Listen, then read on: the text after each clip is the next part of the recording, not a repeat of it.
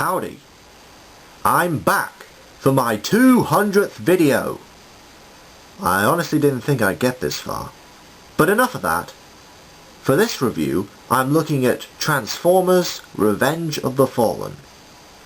Of course, 200 is a pretty big milestone, so to make this review a little more special, RuneScape 228 has of course invited myself along, because nothing says let's celebrate longevity on YouTube like inviting Paul von Rojas along. Why am I the only one that sees the irony in this? the obvious place to start. Simply put, the effects were outstanding. You have more explosions, more transformations, and more robots, even if some of them were merely recolors. You think it'd be hard to top the first film's effects, but they manage it. Everything was done with such incredible detail. The best of these was the Constructicons merging into Devastator. If these effects don't win any awards, I don't know what will. Now unfortunately this film is not going to win any CGI awards this year simply because everyone seems to be going batshit crazy over Avatar, a film loved by WoW fans and furries the world over. But it is completely undisputable that the fact is the CGI in this film is amazing. It may not be the greatest animation ever to come out of this year. Again, see my reference to Avatar, which I'm not going to get into an Avatar rant. It's Pocahontas with flashy blue lights. It was up for an award first time round, and quite frankly, the CGI in this film defeats the sequel, and yet no Oscar nomination. The first film, Oscar nomination, loses out to a film about a golden stopwatch, or whatever the hell it was. The second one doesn't even get a look in, although it gets 9 Raspberry Awards, or Raspberry, whatever you want to call them. So I think that's a wee bit unfair, because the CGI in this film is completely amazing. The very opening scene, for robot action alone, because that's one of the main complaints of the first film, was that there was no robots, simply because it took too long to computerize. I mean, the first film had something like 14 terabytes of memory, whereas this one had like 148. They've really overhauled the CGI and all of this. Fair enough, some of it was for set design, such as the pyramids at the end of the film when they were getting destroyed, because you can't actually destroy a pyramid because that's illegal.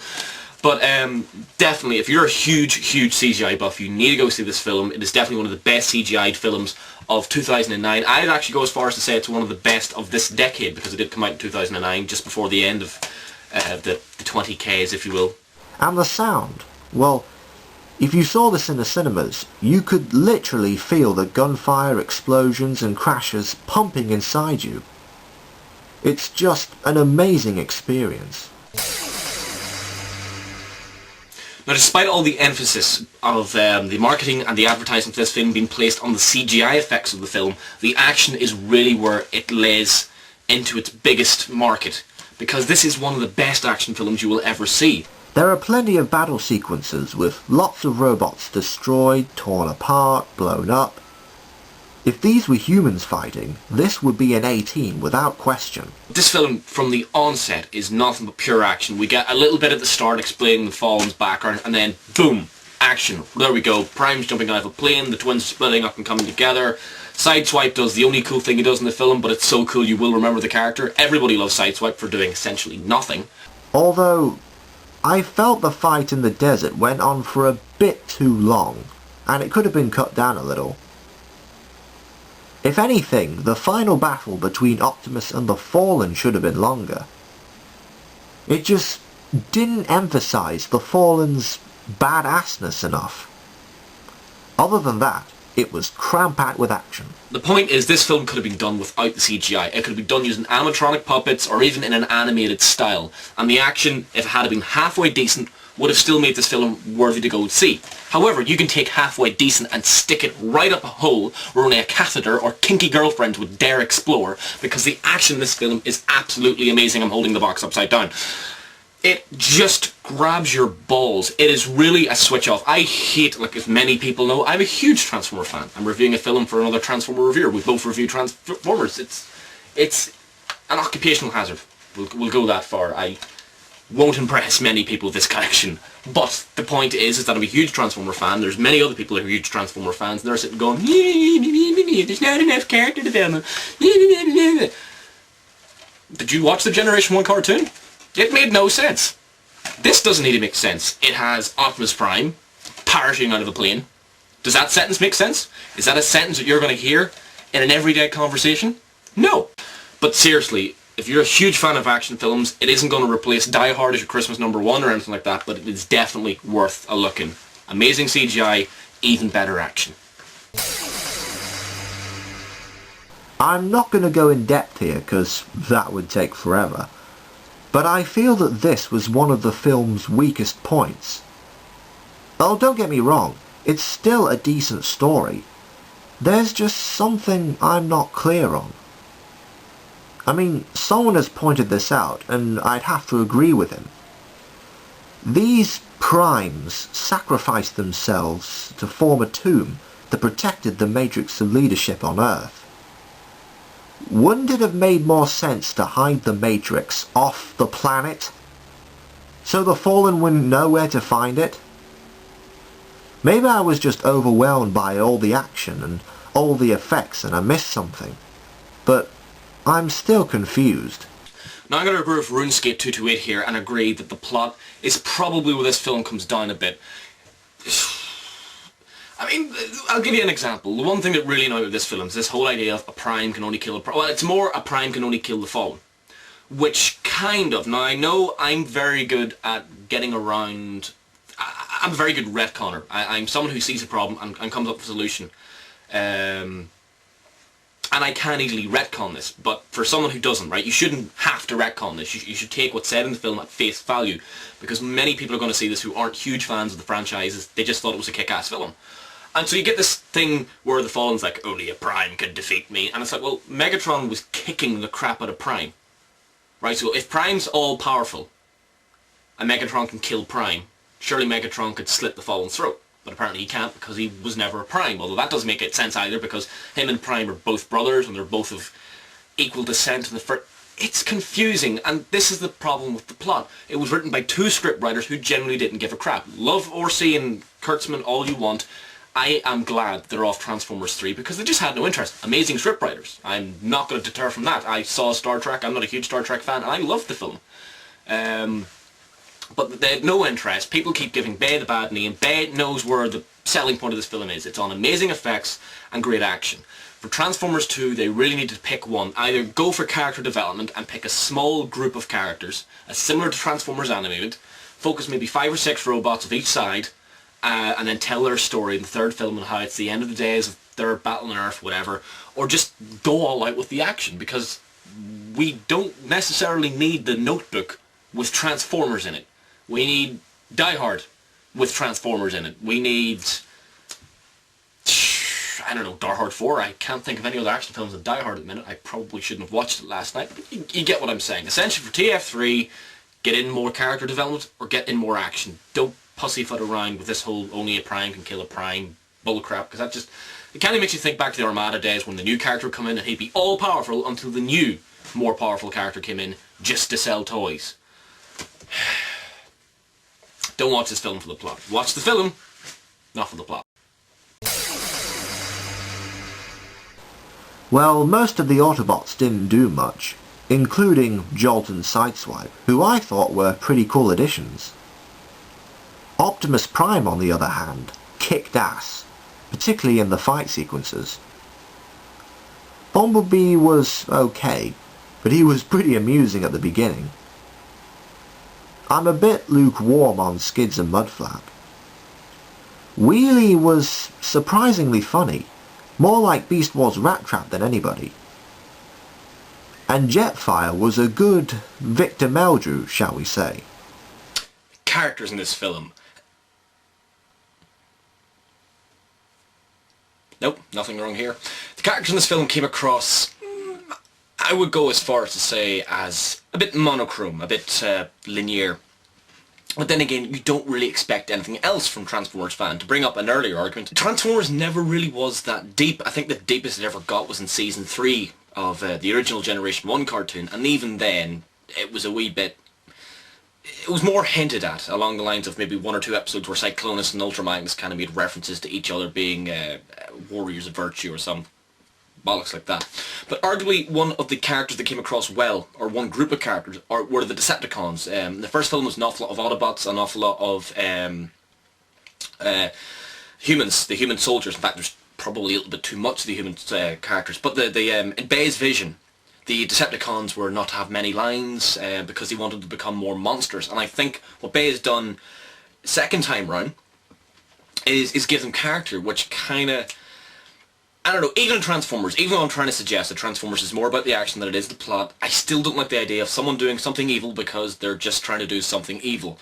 I like the kind of idea that Megatron's a conflicted human being who believes what he's doing is genuinely right. He just, do it quickly, therefore people don't suffer as much. But the Decepticons, in one particular bit, is what I believe it's the Nemesis on Mars. And everyone remembers this. In fact, this was probably one of the scenes that I remember from leaving the cinema and just going, that was class, was Megatron and Starscream conversing on the Nemesis. That was arguably one of the finer moments of the you got a little bit of that in the first film, you fail me again, yet again, Starscream, whatever the hell the line was. But the fact it was expanded upon in the second film was really, really good. Unfortunately, Starscream wasn't... There was too much of a dramatic effect between movie 1 and movie 2. Effect, I mean change. Too much of a dramatic change between movie 1 and 2. But even at that, I do prefer movie 2 Starscream. Movie 1 Starscream had his moments of what few there were, but movie 2 definitely improved on the Decepticons as a whole. Now, if you could count the Fallen as a Decepticon, because technically he's above them, but the Fallen is one of the Decepticons that didn't come across very well, which is a shame, because the film is called Revenge of the Fallen. There wasn't much revenge, and to be honest, there wasn't much of the Fallen. He came across as boring, one-dimensional. I know the other characters are one-dimensional, but surely the titled character, like the one character who didn't come across as one-dimensional on the Autobot side, is Prime, because he's Prime. Even Bumblebee's a wee bit too much, I'm ripping off E.T. for the sake of it.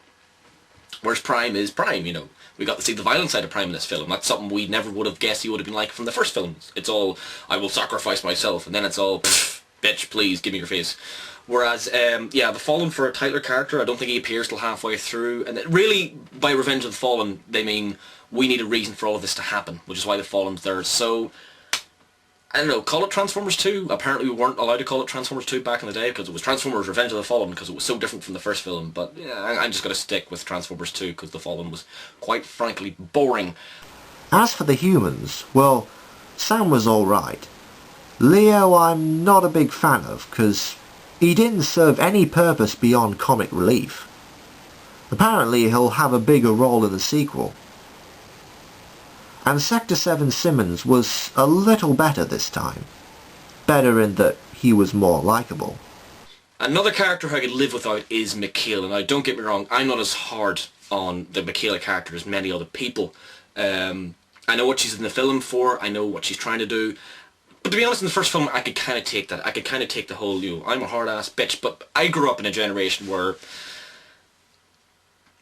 there were kind of three sides. You had sexist pigs, you had extremists, such as feminists and stuff, and then you kind of had in-between, who's just kind of like, men are men, women are women. There's really not that much of a big difference between us. I grew up with an awful lot of female cousins and male cousins, and they all intertwine. Quite frankly, I couldn't tell you the difference other than our genitalia.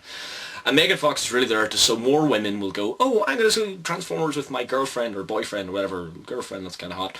With my boyfriend, and there's a love scene. You don't really need that in Transformers. You really, really don't. And don't pretend that you need something like that in Transformers. You want a love film, there's plenty of them around Valentine's Day. I think there's 3 or 4 new ones this year. There are some really, really good ones out there. Love Actually isn't that bad. Probably only because I love Liam Neeson. But still, it's there. Go watch it.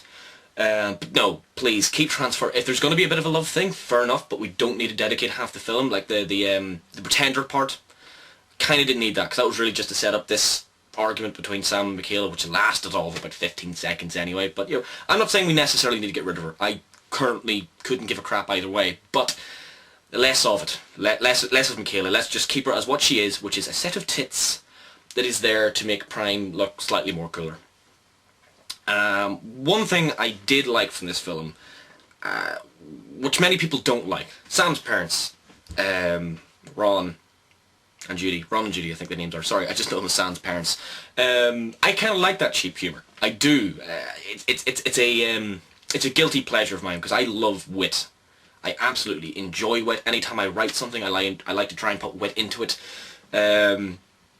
But at the same time, I just love the fact that there was so many people sitting in the cinema laughing, because you can feel these people who have no other connection to Transformers other than the fact that it was advertised on TV and they went to see it and they're enjoying it. It's something that, you know, you can enjoy for kids. Many people are sitting going, oh, I'm not taking my kid to see that. Yeah, to be honest, it's done in such a way where kids will think it's funny because the rest of them are laughing. You know, we all went through that stage where we would see something rude on TV, we didn't quite understand it, but we find it funny. It's essentially where toilet humour comes from. We don't understand it, we just think it's rude because it comes from various body parts and therefore it's funny. So I definitely hope they're in Transformers 3. I'd like to see Sam's father, Ron, take on a slightly more serious role akin to Sparkplug from the original Generation 1 cartoon. But at the same time, if it doesn't happen, it's not much of a pain for me, to be completely honest. But character development from TF3 at this current time has been said to be slightly more secular. I don't know if that's the word I'm looking for. It's a little bit more contained, I suppose, is a better way of putting it. So therefore I don't think we'll be seeing many new characters on either side, but hopefully a lot more dialogue from them, which is something I can get with. And hopefully not an awful lot of that dialogue will be given to human characters. Because as much as I love the parents and as much as I don't mind Michaela, I would still rather see Optimus Prime and Ironhide having really good dialogue. I don't think they said 2 words to each other in both films. Could be wrong. But yeah, it's as much as I love these characters, the film is definitely a little bit of a letdown if you're really big into your stories. But if you're someone like myself who can switch off and go, it's Transformers, the original cartoon didn't make sense, this doesn't even make sense, you will enjoy them because of what little characterization is there. It is all amazing. Bar the Fallen, who is boring. All in all, Revenge of the Fallen isn't a bad film. It's really not as bad as many people, but I'm not going to lie, the first time I saw it in the cinema, even I was let down. That last hour is a bit irritating. But then again, it's because I hyped things up too much in my mind. I wanted Soundwave to come to Earth. I was hoping for more... Like, I knew every character that was on the roster, and I was still convincing myself that they were going to put in a load of fan characters. You know, I was hoping to see Wheeljack or something like that. Out of the blue, you know, to surprise the fans. But we need to accept that these are movie producers, and they know so much about the show and the previous films and the previous continuity, but at the same time, they're not in it just for the fans. It's the same with the toy companies. What little fan passment we get, and I'm trying to avoid the other term beginning with W, you know, it's good. It's good to have Peter Cullen as Optimus Prime. It's good to have little nods to previous characters. Like, you know, giving the character the name Sideswipe is pretty nice. It's probably really only there to save the trademark because it's nothing like any previous Sideswipe. But it's still there. You know, it's named after a Generation 1 character. That's all we really need. So I say the best thing to do for TF3 is to watch TF1 and TF2 the night before. Try and avoid any sites that will spoil the film for you because you will get yourself addicted. And then go in with... try and keep your expectations down. Whatever you see in the trailers, that's all you should expect. And if the trailer is telling you to expect nothing more than huge amounts of action, maybe a couple of scenes here or there of characterization, then you'll come across very, very happy. It's an enjoyable film. And if I had to give it anything out of 10, I'd say 7. 7. It's probably higher than it deserves, but I'm a Transformer fan and I'm slightly biased that way. Overall, Revenge of the Fallen is better than the first film in some ways, worse in others. As a whole though, it's worth watching. Just be aware of the points I mean we have pointed out. But thanks for watching the video, and thanks to all those who have subscribed and watched my reviews over the years. My next review will be on Revenge of the Fallen Thrust. Until then... Wait, I've got it. Silly me. Till all are two. Catch you next time.